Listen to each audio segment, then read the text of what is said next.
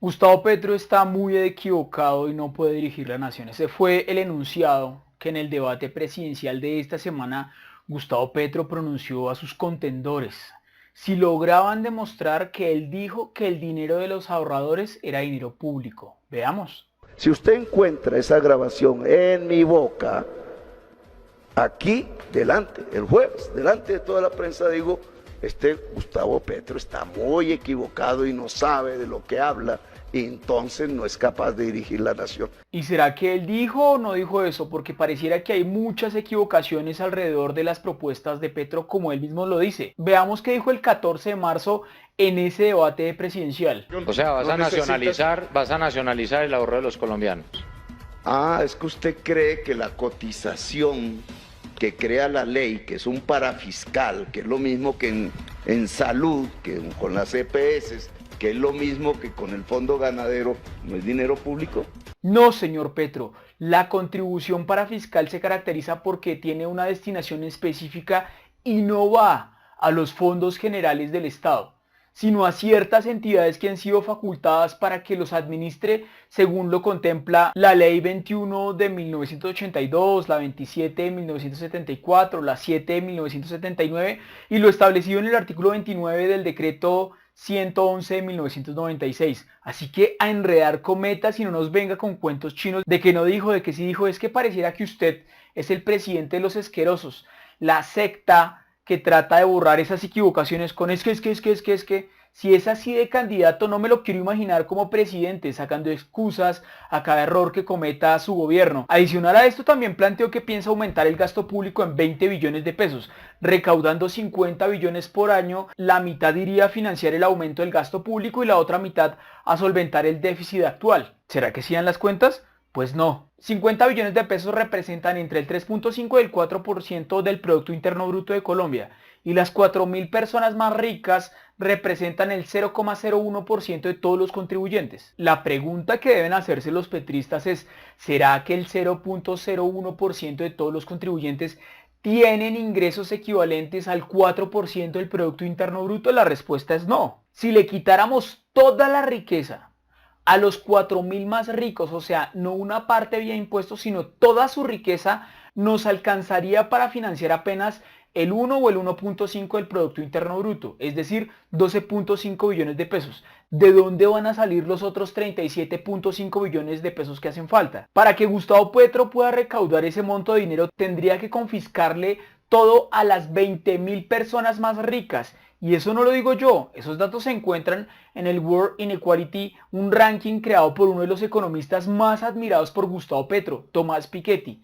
Entonces, ¿qué van a decir los petristas? ¿Que Piketty también es uribista y manipula las cifras? ¿Será que es una equivocación más de las tantas que tiene? Este Gustavo Petro está muy equivocado y no sabe de lo que habla, y entonces no es capaz de dirigir la nación. Por otro lado, cuando a Gustavo Petro se le preguntó sobre si se parecía a Maduro o a Chávez, él dice que la causa de los problemas de Venezuela es la dependencia del petróleo y que por eso el que más se parece a Chávez o a Maduro es Duque o Fico, que quieren seguir explotando petróleo.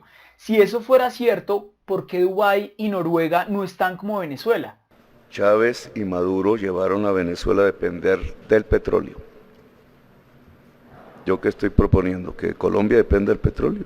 Por eso me gustaría profundizar en esa respuesta, porque fue la más descarada y hasta ahora no he visto que ninguno de los candidatos lo refute con suficiencia. Pero, ¿qué fue lo que hizo Venezuela para llegar a donde está? Porque si lo que dice Petro fuera cierto, países como Noruega, Emiratos Árabes o Chile, que exportan más petróleo que Venezuela, estarían peor. El petrista se tiene que preguntar cuáles fueron las decisiones que llevaron a uno de los países con mayores reservas de petróleo en el mundo a estar en la bancarrota. Lo primero que hizo Chávez fue aumentar los puestos de trabajo de PDVSA, la empresa estatal de extracción de petróleo.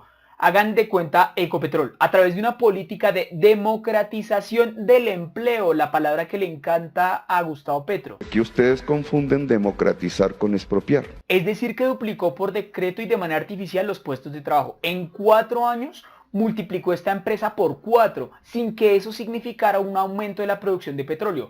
Es decir, que estas decisiones no se dieron con un criterio empresarial, sino por una intención del gobierno de crear empleo de manera artificial. Lo mismo pasó en la administración pública, se multiplicó por 3 el gasto público, eso significaba más funcionarios y más programas de todo tipo. Sin embargo, los ingresos del petróleo justificaban todo.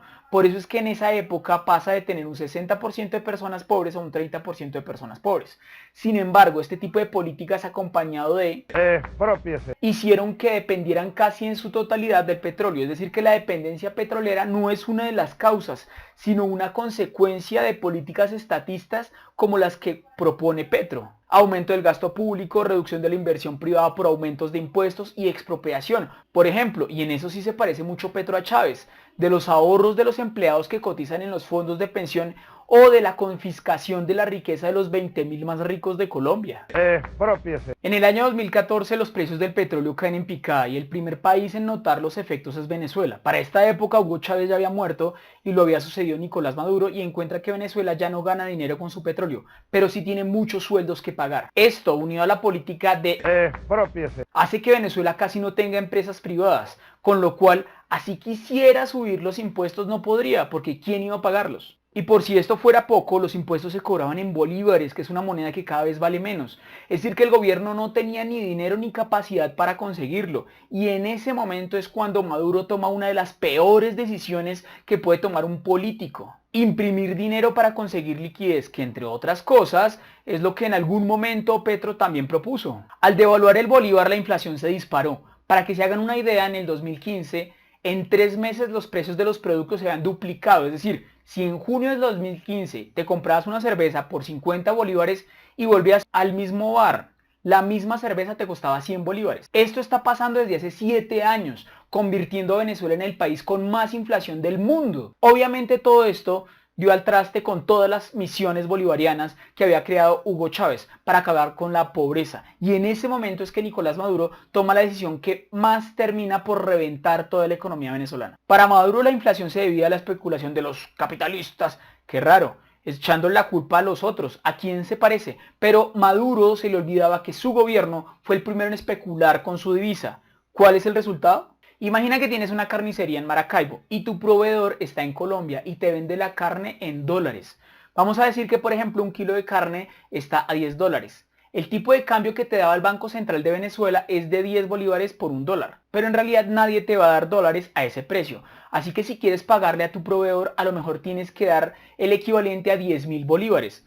Una vez has comprado la carne, llegas a tu tienda en Maracaibo y la quieres vender, pero el gobierno pone un control de precios y no la puedes vender más caro de 1.000 bolívares. Con lo cual ya no es que no ganes beneficios, sino que estás en pérdidas. ¿Qué haces en ese caso? Pues una de dos. O cierras la carnicería o intentas colocar tu producto en el mercado negro. Y algunos se preguntarán, ¿pero por qué tienen que comprar productos del extranjero? ¿Acaso no hay ganaderos en Venezuela? Pues porque cualquier producto que quieras comprar necesita alguna herramienta o alguna materia prima que se hace en el extranjero. Por ejemplo, si quisieras producir tu propio trigo en Venezuela, necesitarás semillas o los fertilizantes o el tractor. Alguna de esas cosas seguro que está hecha en otro país. Al día de hoy ningún país es capaz de producir todo lo que consume. Y más aún Venezuela, que gracias a las decisiones estatistas basaron toda su economía en el petróleo. Y ahora ni siquiera eso, ya que en el 2014 se lanzó la mayor oferta de compra de petróleo. Compraron 8 millones de barriles de crudo de Estados Unidos y Nigeria. Como decíamos antes, los costes de producción de petróleo en Venezuela son tan altos que resulta más rentable comprarlo a otros países que producirlo en el suyo. Y todo esto es lo que explica las colas gigantescas de personas por comprar papel higiénico en Venezuela. La causa de la crisis en Venezuela no es la dependencia del petróleo. La causa es que hicieron 4 cosas mal y que precisamente esas cosas que hicieron mal están planteadas de una manera u otra en comunicados de Gustavo Petro o en su mismo plan de gobierno. Aumentar puestos estatales, imprimir billetes, expropiar, controlar precios. Esas sí son las causas, así que señor Petro, a enredar cometas porque con los colombianos no va a poder. Mi invitación es a que vote por quien quiera, menos por alguien que está muy equivocado y no sabe de lo que habla y entonces no es capaz de dirigir la nación.